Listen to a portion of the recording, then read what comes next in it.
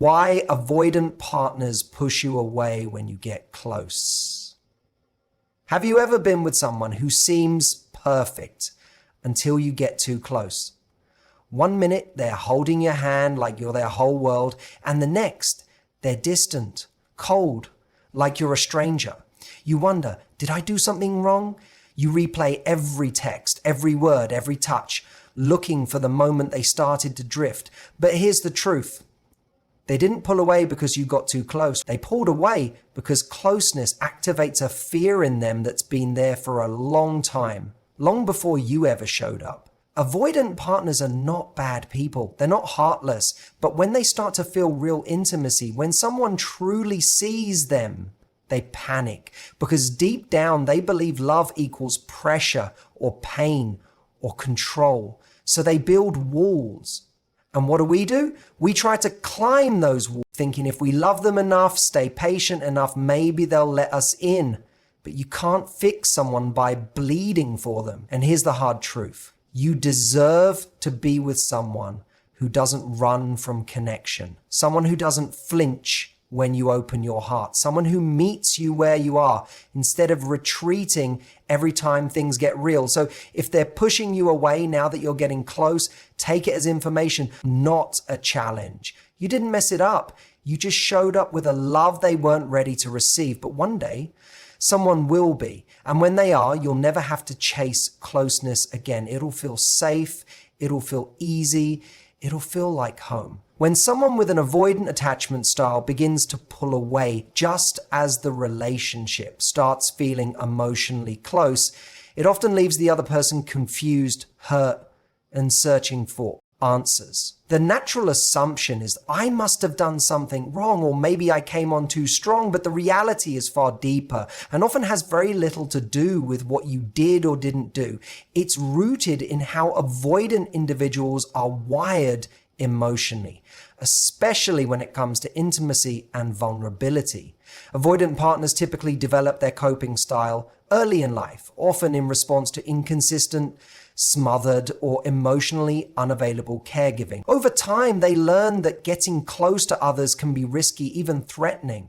They may have grown up in environments where showing emotions was either ignored or punished, or where their needs were met only when they kept a certain distance.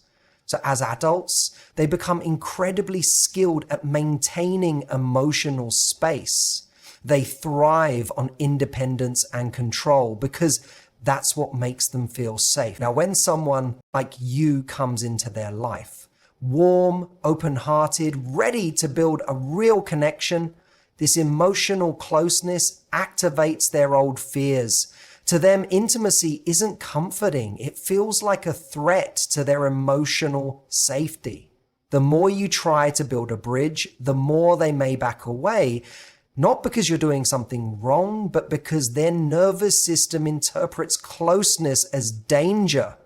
This can feel incredibly personal when you're on the receiving end. You might notice how things shift when you start expressing deeper feelings or when the relationship naturally progresses. More time together, more vulnerability, more shared experiences. Suddenly, they're less responsive, more distracted, or creating space with vague excuses. You might sense an invisible wall going up, but that wall isn't about you. It's a defense mechanism that says, this is getting too close. I need to protect myself. It's also worth noting that avoidant partners are often unaware of what's happening inside them. They may not consciously think, I'm scared of intimacy, but their actions reveal it. They may rationalize their distance by saying they're busy, they need space, or they're just not ready. And maybe they even believe that. But underneath those explanations is a deeply embedded pattern that gets triggered the moment they feel emotionally exposed. For someone like you, who might be secure or anxiously attached, this can feel like emotional whiplash. One moment you feel connected, the next you're left questioning the entire foundation. But it's important to understand that their withdrawal isn't a direct reflection of your worth or your efforts. In fact, the closer you get to them emotionally, the more likely they are to shut down, not because your love is too much, but because they don't know how to receive it without fear. Recognizing this can be painful, but it's also freeing. You begin to see that their behavior is not your fault, and their pulling away isn't a punishment, it's a survival strategy, a way to cope with emotions they never learned to hold safely. And while you may feel the urge to chase them, to fix things, or to love them through their fear, it's worth remembering. They're not running from you, they're running from closeness itself. For someone with an avoidant attachment style, closeness often doesn't feel like comfort, it feels like pressure. While most people associate emotional intimacy with safety, connection, and warmth, avoidant individuals can experience the exact opposite. To them, the moment someone gets too close, it can feel suffocating, overwhelming, or like they're losing control over their own space and identity. This reaction isn't logical or deliberate. It's emotional and deeply ingrained, often developed from experiences in early life where connection felt conditional, inconsistent, or even dangerous. They may have grown up in environments where expressing needs or emotions was met with neglect, criticism, or smothering involvement. Maybe they were only praised when they were self-reliant or strong, or perhaps they were shamed for being too sensitive or too needy. Over time, they internalize the belief that needing someone or being needed too much is a weakness, or worse, a threat to their autonomy. As adults, they tend to equate love with expectation and emotional connection with obligation. So when you begin to open up, share more of yourself, ask for consistency, or deepen the emotional bond, it may unintentionally activate this inner alarm in them. Even healthy expressions of love, like wanting to spend more time together, expressing vulnerability, or desiring emotional reassurance, can feel to an avoidant person like invisible demands. They start to fear that getting closer means they'll have to give up parts of themselves, lose their freedom, or constantly manage your emotional state alongside their own. This dynamic can be incredibly confusing for the partner on the other side. You're not asking for anything unreasonable. You're simply showing up with your heart open, wanting to build something real. But what you may not see is how your loving actions are being interpreted through a filter of fear and self-preservation. To the avoidant partner, your desire for connection might come across as emotional dependence, even if that's not what it is. They start to pull back, not because they don't care, but because care starts to feel like a heavy responsibility they never agreed to carry. This is why avoidant people often do well in the early stages of dating. Things are light, casual, and emotionally manageable. There's no real risk of losing themselves or being swallowed up by someone else's needs. But once the relationship begins to deepen and emotions come into play, they instinctively try to create space. They might say they need time, or they just want to take things slow, or they're not sure what they want. These statements aren't necessarily lies, but they're often code for, I'm feeling too much pressure and I don't know how to handle it. What's important to understand is that this isn't about malice or manipulation. It's a defensive adaptation. When closeness feels like a trap, avoidance becomes a form of escape. They aren't trying to hurt you, but they are trying to protect themselves from a perceived loss of control or from emotional expectations they feel ill-equipped to meet. And in doing so, they unintentionally hurt the very person who is offering them the kind of connection they've always needed but never learned how to accept. When you're in love with someone who keeps pulling away, it's natural to think that maybe if you just prove your worth, if you love them a little harder, stay a little longer, or become a little more understanding, they'll stop running. You convince yourself that your patience will eventually break through their walls, that if you can just be enough, they'll finally feel safe and stay. But that mindset, though rooted in love, can quietly destroy your emotional well-being. Trying to earn love from an avoidant partner becomes a cycle of emotional depletion. You begin to shape yourself around their distance. You minimize your needs because you fear they'll leave if you express them. You stop asking for more because every time you do, they pull back. And slowly, without even realizing it, you start abandoning yourself in the hope that they won't abandon you. It's subtle at first. Maybe you excuse the long silences. You rationalize their lack of emotional engagement. You tell yourself they just need time, or they've been hurt before, or I can help them heal. You mistake their withdrawal for depth, like maybe they're deep thinkers or just complicated souls who need someone who really sees them, and that someone becomes you. But here's what often happens. The more love, reassurance, and emotional safety you try to offer, the more they retreat. You might express how much you care, how much you're willing to work through things, and instead of moving closer, they step further away. Not because you're doing something wrong, but because your emotional openness feels overwhelming to someone who's not ready to receive it. What you see as love, they interpret as pressure. What you offer as comfort, they translate into a threat to their independence. This dynamic puts you into a position where you feel like you're constantly trying to win their affection. You start overanalyzing their texts, their moods, their silences. You walk on eggshells, trying not to be too much. You become a version of yourself that's always trying to be easy. And in the process, your own needs go unmet. Your voice gets quieter. Your light starts to dim. The painful irony is that you might be pouring love into someone who is emotionally unavailable, thinking that your love will eventually teach them how to stay. But emotional availability isn't something you can teach someone who's not willing to learn. It has to be chosen. And love that constantly asks you to shrink yourself to be accepted isn't really love, it's survival. You were never meant to beg for closeness, to oversummon in a relationship just to hold it together. Love should never be something you have to earn by sacrificing your own emotional health. When you're with the right person, your love won't feel like a burden. They'll meet it with equal presence, equal care, and equal vulnerability. But trying to earn someone's love by proving your worth over and over again will only leave you emotionally exhausted and quietly heartbroken, because no amount of proving will be enough for someone who isn't emotionally ready to receive what you're offering. When you deeply care for someone, it's easy to fall into the trap of believing that love is supposed to be difficult.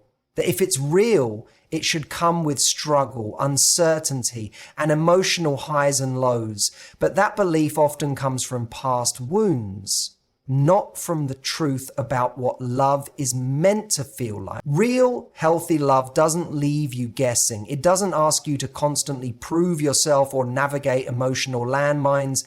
It feels like partnership, not pursuit. In relationships with avoidant partners, it can feel like you're constantly chasing a moving target. One day they're affectionate, present, and engaged. The next they're distant, distracted, or emotionally unavailable. You find yourself in a loop of trying to get back to the version of them you had before they started pulling away. And it's that inconsistency that keeps you hooked, because those occasional moments of closeness feel so rare, so precious, that you cling to them and convince yourself that if you just wait it out or say the right thing, those moments will return for good. But the truth is, love should not feel like a roller coaster. Emotional connection shouldn't have to be pried out of someone. When someone is emotionally available and truly invested, you won't feel the constant need to analyze every interaction or wonder where you stand. You won't be left anxiously hoping for breadcrumbs of affection. Instead, you'll feel seen, you'll feel chosen, you'll feel safe. Avoidant partners often make emotional distance feel normal, even romantic. They may express their feelings in subtle ways and then withdraw before things get too deep. And if you're someone who craves connection, you may start interpreting their hot and cold behavior as passion or depth. but inconsistency is not intensity. And mixed signals aren't mystery, they're confusion. We're often taught to believe that if a relationship is easy, it must not be exciting or real. But there's nothing more powerful than being with someone who brings peace instead of chaos. Someone who shows up consistently, not just when it's convenient or comfortable. Love doesn't have to be earned with silence, patience, or emotional self-sacrifice. In fact, when you're in a secure connection, you'll find that expressing your needs, your fears, and your dreams doesn't push them away, it brings them closer. Being with someone who is ready emotionally, mentally, and spiritually means you don't have to chase, you don't have to tone yourself down, you don't have to wait for them to be ready. They are ready, and you'll feel the difference instantly, because safety becomes hot and cold behavior as passion or depth, but inconsistency is not intensity, and mixed signals aren't mystery, they're confusion. We're often taught to believe that if a relationship is easy, it must not be exciting or real. But there's nothing more powerful than being with someone who brings peace instead of chaos. Someone who shows up consistently, not just when it's convenient or comfortable. Love doesn't have to be earned with silence, patience, or emotional self-sacrifice. In fact, when you're in a secure connection, you'll find that expressing your needs, your fears, and your dreams doesn't push them away, it brings them closer.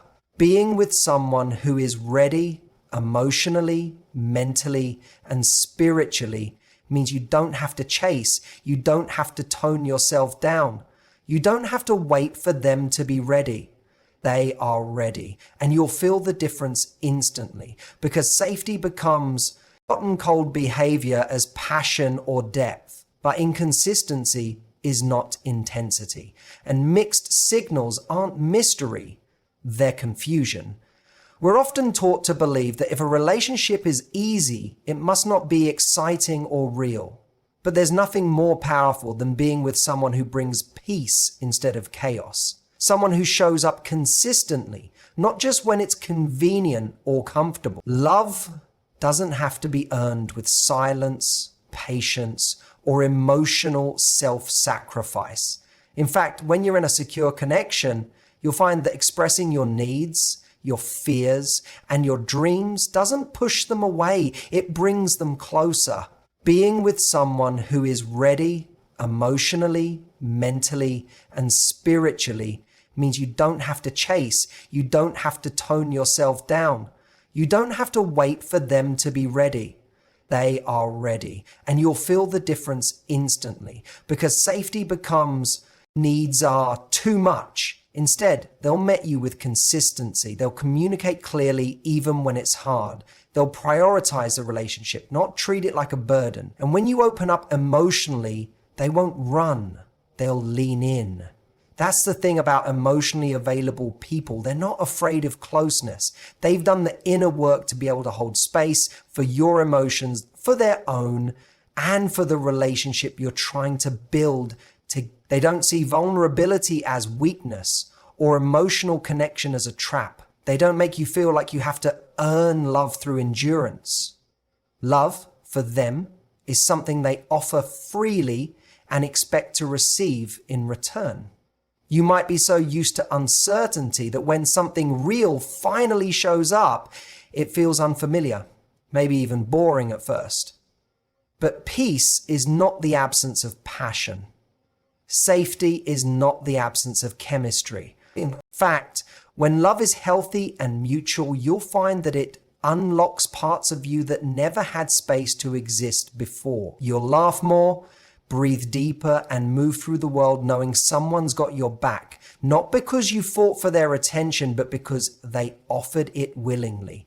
You don't have to chase love. You don't have to convince someone to stay. When the right person shows up, love will feel like a flow, not a fight. It won't be about getting through to them. It'll be about building something together. Their presence won't feel like a prize you earned. It will feel like a home you both chose. And in that space, closeness won't be something you have to ask for. It'll be something that naturally exists between you, steady and secure without fear. So if you find yourself with someone who pulls away just as things get real, remember, it's not a reflection of your worth or your love. Sometimes people aren't ready to receive closeness, no matter how much you give.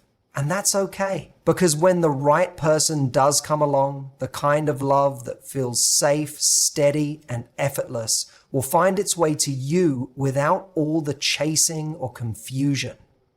Thank you so much for listening and being here with me today. If this message resonated with you, please share it with someone who needs to hear it. Your story, your feelings, they matter. And remember, you deserve a love that embraces you fully, not one that runs away from you. Take care of yourself, stay strong, and keep your heart open. Until next time, sending you all the love and light. Goodbye and thank you.